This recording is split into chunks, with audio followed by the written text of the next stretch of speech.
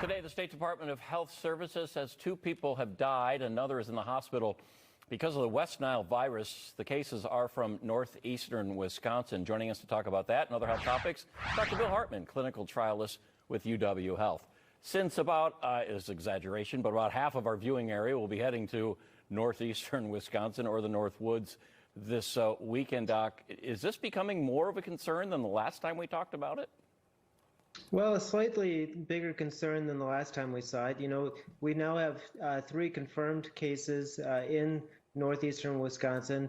2 of those cases have passed away. 1 has been hospitalized. And so this is the time of year where mosquitoes are kind of bad in the morning and in the evening. Mosquitoes pass the West Nile virus on to people. And so you have to protect yourself against those mosquito bites so that you yourself can remain as healthy as possible. As much protection as you put on, however much DEET you cover yourself in, 1 or 2 of those suckers is going to squeeze by. How immediate would we know and recognize the symptoms of West Nile if we were to unfortunately get it? Sure, and I think this is an important point that, you know, up to 80% of people will never have any symptoms, but within a couple of days, typically, people who are going to develop symptoms get fever, chills, muscle aches, rash.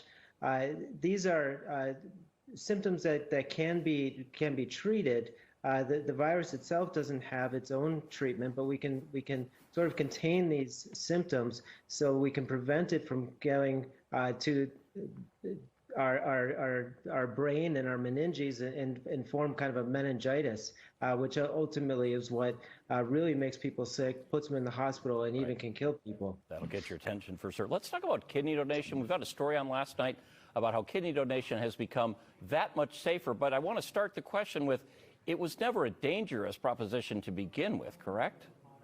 Right. So living kidney donation is a very important part of the kidney transplant program.